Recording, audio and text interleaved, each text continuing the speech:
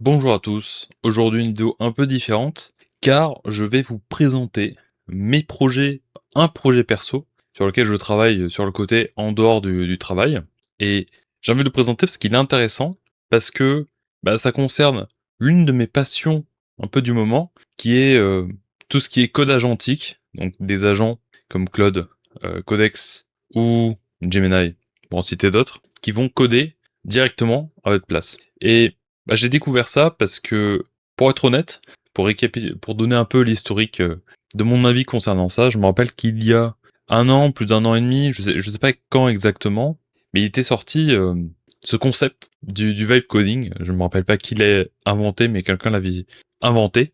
Et avec des exemples, par exemple une personne qui avait codé un jeu où on pouvait, je sais pas, faire voler un avion en 3D et qu'il avait vendu. Bon, il s'était fait des millions comme d'habitude parce que c'est toujours ce genre d'histoire, n'est-ce pas? Mais voilà, il y avait cette hype de OK, maintenant on peut coder, on peut vibe coder, il y a pas besoin de compétences, de quoi que ce soit. Et bon, clairement, immédiatement, moi je m'étais rangé du côté des sceptiques à ce niveau-là et je me suis fait j'ai été confirmé plus ou moins dans mon scepticisme parce que, il y a eu derrière immédiatement plein d'histoires de bugs de sécurité, de code pas sécure et également une dette de maintenance qui est abyssale. Et le truc dont on se rend pas compte forcément, surtout quand on est développeur junior dans le milieu du développement logiciel, du développement informatique en général, c'est que le plus dur, c'est pas de kickstart des applications, d'avoir l'idée, de mettre en place l'architecture, ce genre de choses. Le plus dur, en fait, c'est de maintenir à flot une application pour pas qu'elle sombre, comme le Titanic, en fait. Parce que dès qu'une application commence à devenir énorme, parce qu'elle commence à faire plus en plus de features, t'as des bugs qui interagissent entre eux, et puis c'est dur de lire la code base, donc le moindre changement met des heures parce que ça interagit avec multiples layers, l'authentification, des composants shared qui sont pas adaptés, plein de choses comme ça. Ce qui fait que ouais, c'est la maintenance en fait qui est le plus dur, c'est de rajouter des features sur un paquebot qui existe déjà depuis longtemps, qui n'est pas aux meilleures technologies, qui doit faire des migrations de sécurité. Voilà. C'est tout ce genre de choses en fait, qui est vraiment le plus dur dans le logiciel, c'est vraiment de garder à flot quelque chose. Et parce que sortir des trucs un peu prémâchés, ça existait déjà en fait. On avait des sites web, les mecs qui génèrent des sites e-commerce à la chaîne, mais qui sont un peu plus chiadés par rapport à un Shopify. Ça existe depuis des dizaines d'années. Bon, je dis des dizaines d'années, mais 15, 20 ans. Ça existe déjà parce que ils ont des templates et ça va vite, ils ont l'habitude. Et c'est pas quelque chose qui doit être complexe, il n'y a pas de profondeur, quoi. Donc, j'étais sceptique et clairement, j'avais raison dans mon scepticisme. Sauf que, j'ai un peu raté la vague parce que je m'étais un peu désintéressé du développement à ce niveau-là, à ce moment-là. C'est qu'il est arrivé, le code agentique, j'ai raté la vague et en fait, je l'ai repris il y a 3, 4 mois, concrètement, où en fait, c'est notamment aux US que ça arrive. Moi, je regarde beaucoup de contenu anglais, anglophone plutôt, parce que pas spécifiquement de l'Angleterre, mais du contenu anglais.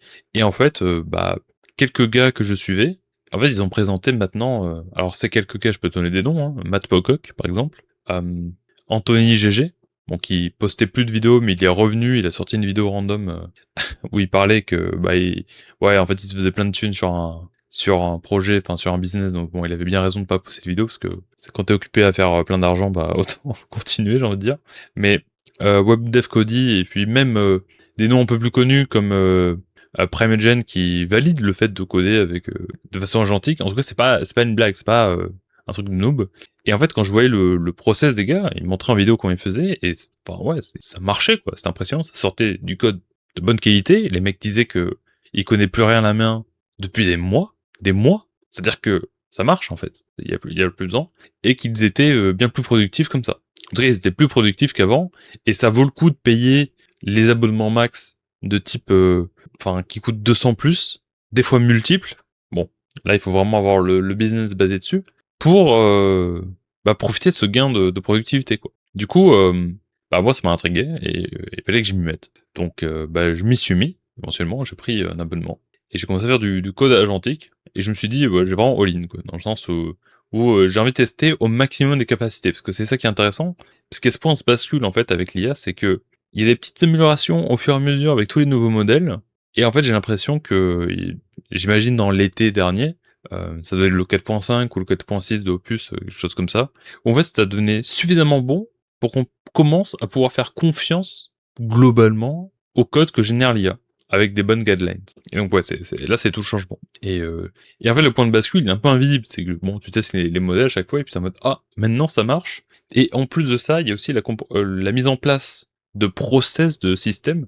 Et en fait c'est là où c'est peut-être un mème au début, le fait d'être un prompt engineer, c'est-à-dire d'être un ingénieur du prompt. Mais en fait, c'est vrai, quoi, dans le sens où il y a une vraie compétence à acquérir, à avoir, obtenir sur le management des IA, des agents, pour produire du code de bonne qualité. Parce que je regarde tout le contenu. Alors moi, j'ai pas encore pu mettre en pratique tant que ça, j'ai juste pas eu le temps. Mais euh, le fait d'avoir des process, donc tous ces skills, les compétences, des vieux fichiers Markdown qu'on met, que l'IA lit pour suivre les bons trucs, bah ouais, ça a de l'importance en fait. Et la manière dont vous interagissez aussi avec les agents. Et une personne qui a mis en place tous ces process et qui peut se permettre, parce que le code qui est généré est suffisamment bon, de d'automatiser en fait plus ou moins des tâches, donc des ajouts de features, parce qu'il y a toute une pipeline de j'ai l'agent qui implémente, j'ai l'agent qui review, j'ai l'agent qui review la review, et ça lance les tests end-to-end et unitaires pour valider le code. Et donc il y a une vraie boucle de rétroaction, il y a un vrai feedback, parce que ça reçoit les erreurs, ça peut le tester en vrai. Et donc bien sûr qu'il y a des choses qui passent à la trappe, parfois, et c'est pour ça que il y a toujours un pilote humain, parce qu'il faut manager tout ça. Mais le code qui est généré, avec toutes les indications, avec les skills qui sont écrits, et avec tout le process qui est mis en place, c'est du code c'est comme si on gérait des développeurs juniors, voire mid-level, quoi. Et ben, donc imagine pouvoir travailler en une journée, vous passez pas votre temps sur une, parfois deux features, deux MR, merge request, mais vous pouvez en faire 3, 4, 5, 6, parce que vous pouvez juste lancer plusieurs fois plusieurs agents de manière autonome, et en fait ils ont leur boucle de rétroaction, donc en fait ils s'occupent tout seuls d'implémenter la feature, et c'est suffisamment qualitatif, et ça respecte les guidelines de code, quoi. Alors, également, c'est pas aussi simple que ça, parce que on peut pas implémenter ça sur n'importe quel code base. Ça marche pour tout ce qui est from scratch, où vous commencez de zéro, parce que vous pouvez penser, dès la première ligne de code qui est implémentée dans le code, vous pouvez penser à l'IA. Donc vous pouvez faire quelque chose adapté sur mesure. Alors que les codes base qui datent de 5, 10 ans, qui sont vieilles, un peu legacy, qui n'ont pas forcément les bonnes pratiques, ce genre de choses, qui n'est pas forcément très lisible par l'IA, parce que vous l'avez pas adapté, ça va être beaucoup plus dur d'utiliser le code agentique, là. Et peut-être qu'il y aura beaucoup plus de choses à faire à la main. Et également, je ne dis pas non plus que les IA font du code de meilleure qualité. C'est juste que, pour produire du code qui est OK, qui passe la barre, qui peut être envoyé en production et tourné, elle le fait beaucoup plus vite que des humains. Mais pour des applications vraiment spécifiques où il faut vraiment de la haute qualité, pour l'instant, on est imbattable. Du coup, tout ça, ça m'intéresse, comme vous pouvez le constater. Et du coup, je vais vous présenter maintenant un des projets que j'ai. Et dans de futures vidéos, je ferai quelques vidéos où je ferai un peu un walkthrough. Donc, je me filmerai en train d'implémenter des features pour montrer un peu le process, pour que moi, je comprenne mieux ce qui se passe. Et vous pouvez observer quelqu'un qui essaie d'apprendre le code agentique. Donc, potentiellement voir ses erreurs, là où ça va mal. Le but, c'est vraiment d'être super transparent à ce niveau-là. Donc, on va passer tout de suite à l'application que je vais vous présenter. Et donc, je vous retrouve ici sur l'application. Alors, attention, ceci n'est pas la dernière version. Parce que, à l'origine, donc cette appli, c'est MTG Once. Donc ça, c'est une association, je suis un joueur de Magic the Gathering. Et du coup, je fais partie d'une assoce qui s'appelle MTG Once, comme vous pouvez voir ici, à Lyon, où en fait, qui organise des tournois de Legacy, donc de manière hebdomadaire, mais également 2 fois par an, il y a un gros tournoi, etc. Mais du coup, moi, ce que je voulais faire, c'était, j'avais une idée, c'était de récupérer tous les résultats de tournois. Donc là, on peut voir qu'on a des ligues. Et en fait, dans ces ligues, il y a des tournois qui sont joués. Et donc, avec les ligues, on accumule des points, hein, ligue comme tous les sports. Et donc, dans cette ligue, on a le classement de tous les joueurs, pour voir le record de chaque joueur total, et des tournois. Chaque tournoi contient le nombre de joueurs et qui du coup permet de l'accumulation de ces points et d'avoir un classement général. Du coup on va sur un tournoi, par exemple ici. Alors je vous dis là, tout ça, c'est vibe codé, entre guillemets. Je l'ai fait de manière agentique. Et c'est un peu dans les débuts.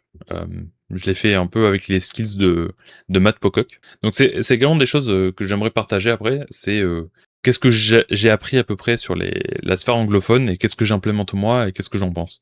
Pour l'instant, je vais juste présenter le logiciel. Donc là, voilà, on a un classement également. Et on a les rondes ici avec les gagnants, etc., les archétypes. Et on rentre tout ça. Et j'ai fait un truc d'import assez facile parce qu'on peut récupérer ça d'un site qui s'appelle, bon, qui maintenant et n'existe plus, enfin ne fonctionne plus, mais qui s'appelle SpaceRack. Et donc on a les tournants, on les met ici, on les importe et boum, tout est importé d'un coup. Et après on peut modifier à la mano les matchs pour avoir la souveraineté sur les résultats des tournois. Et sur, on peut tout manipuler, quoi. On peut tout modifier. Le but c'est que ce soit aussi pratique qu'un fichier Excel, mais qui soit adapté pour voir les résultats, etc. Et du coup on peut ensuite importer, exporter des ligues, etc. En tout cas, vous voyez le schmilblick de l'application. Et le but, c'est que du coup, ça permet d'avoir des stats globales de ligue, d'avoir les points de ligue qui sont automatiquement calculés, il n'y a rien de besoin de faire, on a les dates, etc. Tout le monde peut les consulter, en tout cas c'est l'intérêt, tout le monde peut les consulter, les résultats, et puis après on peut cliquer sur un joueur, et on peut voir tous les matchs qui ont été joués, les win-loss, etc. Contre tous les joueurs, avoir un historique, et ça permet ensuite de calculer des stats. Par exemple, ici, ce que j'avais mis, c'est Nemesis Rival. Nemesis, où c'est le joueur contre lequel on a plus perdu, Rival, le joueur contre lequel on a le plus joué. Et donc, voilà, ça permet d'avoir un historique un peu de toutes les rivalités entre tout le monde, et d'avoir les stats, en fait, d'avoir toutes les stats, et de faire quelque chose d'assez cool et facile à naviguer. Donc ça, c'était le but de cette application. Et tout ça, voilà, je l'ai vibe codé, et à la base, je voulais faire quelque chose de vraiment pas simple, je voulais pas me prendre la tête avec toutes les histoires de sécurité, donc il y a pas de back-end ici, et tout se fait avec le local storage et des fichiers import-export. C'est-à-dire que là, on peut exporter la ligue, on aura tous les résultats, on va le mettre dans... ça ouvre un fichier JSON, et après, si jamais, on peut importer une ligue, on ouvre le JSON, et hop, on a la ligue importée, vous voyez, là c'est une nouvelle, restored, et on a tous les résultats. Donc, je voulais juste faire comme ça pour que, déjà, toutes les données sont souveraines, elles sont juste soit dans le local storage du site, soit c'est un fichier JSON qui est quelque part. Bon, le seul problème de ça, c'est que c'est pas possible d'avoir de données synchronisées quelque part, il n'y a pas un serveur qui distribue un tableau à jour des données, et donc ça permet pas d'avoir la fonction site affiche un peu, où tout le monde va aller regarder le résultat, etc., et voir le classement en ligne. Ça marche pas comme ça, il fallait faire des screenshots, il fallait que je fasse des process pour générer tous les PDF ou les images qui vont être postées ensuite sur les réseaux sociaux. Et l'autre truc qui est un peu dommage, c'est que du coup les joueurs ne peuvent pas aller consulter eux-mêmes leurs stats et voir des trucs sympas. Du coup, ça c'est une première raison, et en fait il y a une deuxième raison. La deuxième, c'est que c'est pas en Angular tout ça, parce c'était un projet que j'avais repris, et ce projet-là, mon but c'était d'apprendre à faire du JavaScript vraiment vanilla, donc je voulais faire un site internet que front-end, où j'utilisais aucun framework, aucun package NPM extérieur, et je faisais tout à la mano, et vraiment de la manière la plus brute possible. Et c'était intéressant, parce que j'ai appris comment réellement écrire un site en JavaScript, sauf que c'était avant que je me lance un peu dans l'aventure freelance Angular, et maintenant, je me retrouvais avec un site qui n'était pas Angular, et je pouvais pas entraîner mes compétences de prompt engineering sur Angular. Du coup, ce que j'ai fait, c'est que il me fallait un back-end pour répondre à des problématiques, sachant que ce site va sûrement évoluer pour devenir, en plus de ça, non seulement l'endroit où on store toutes les données de tous les tournois pour avoir les statistiques, mais potentiellement devenir un logiciel pour pouvoir rentrer en live des résultats de tournois. Un peu comme... du coup, les joueurs pourraient envoyer leurs résultats et gérer tout ce genre de choses. Bon, c'est plus complexe déjà, et ça nécessite forcément d'avoir un serveur qui tourne H24 pour pouvoir hoster ces tournois. Donc, c'est des choses en plus, mais pour moi, c'est un challenge qui est intéressant. Et du coup, les deux combinés, je me dis, je vais restructurer tout le site, parce que tout ça, là, tout ce que j'ai fait là, je l'ai fait en une journée. Et je suis parti de zéro, quasiment. J'avais quasiment rien de base. Et la manière dont j'ai fait, c'est que j'ai utilisé le skill de Matt Pocock qui était... comment il s'appelle exactement? Grillme, voilà. Et en fait, j'ai fait une longue interview pour vraiment mettre en place toute ma structure de données partout. Et ensuite, j'ai pas one-shot le truc, mais j'ai lancé le truc, ça m'a fait le gros, quasiment toutes les pages en gros. Et puis après, j'ai détaillé les trucs, et franchement, pour moi, ça, c'est assez chiadé. Vous voyez, il y a des petits effets, etc. Et ça, c'est un truc qui m'aurait pris, pour faire tout ce qu'il y a là, ça m'aurait pris un mois, je pense. Et en mode side hobby, hein, bien sûr, donc je passe tous mes week-ends, mais genre, j'y passe mes soirées, mes week-ends.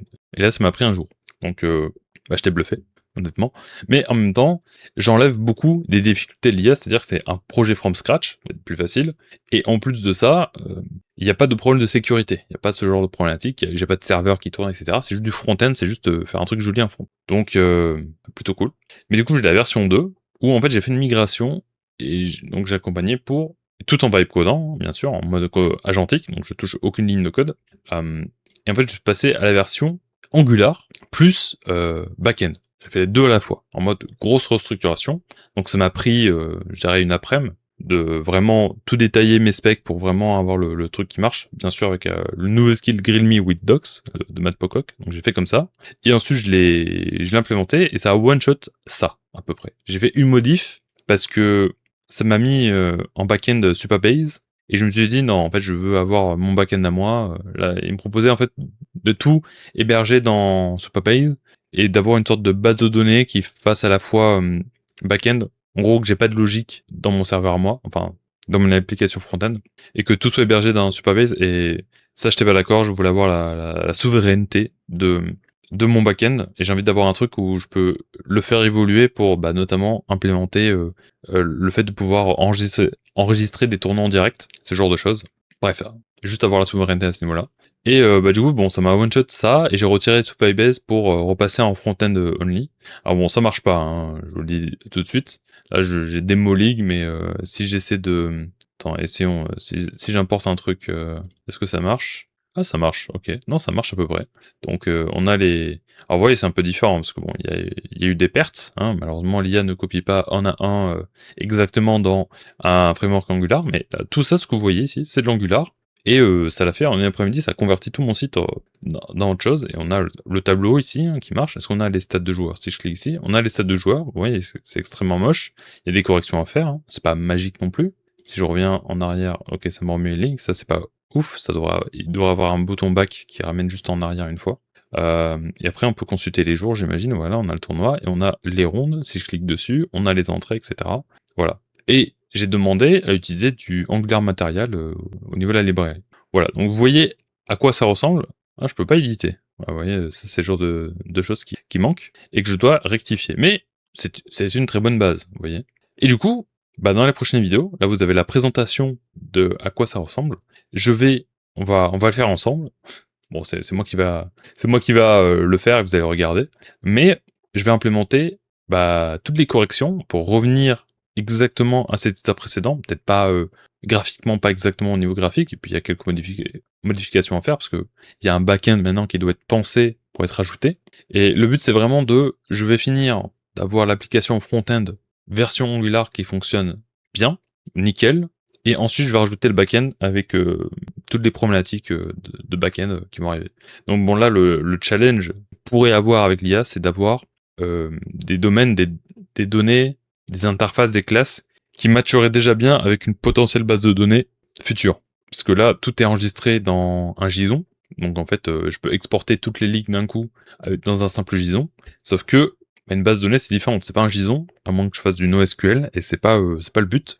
J'ai envie de faire un truc assez classique. J'ai juste envie de montrer, j'ai juste envie de faire une application qui serait utilisée par quelques personnes pour faire des tournois, pour les consulter des résultats.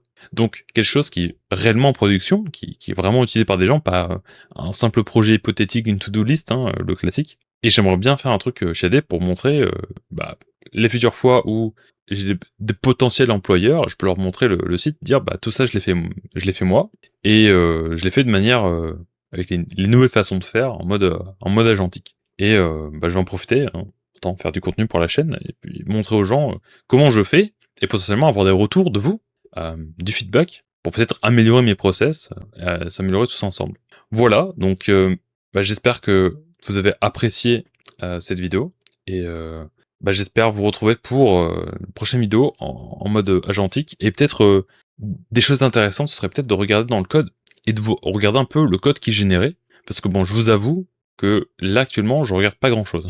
Je regarde pas les diffs, ok, hein, je maîtrise pas vraiment le code actuellement. Donc ici, on est plus proche du vibe coding que du mode agentique, ok. C'est juste que j'ai téléchargé des bons skills et je leur fais confiance et je regarde brièvement ce qu'il fait, mais c'est bref quoi. Ouais. Voilà.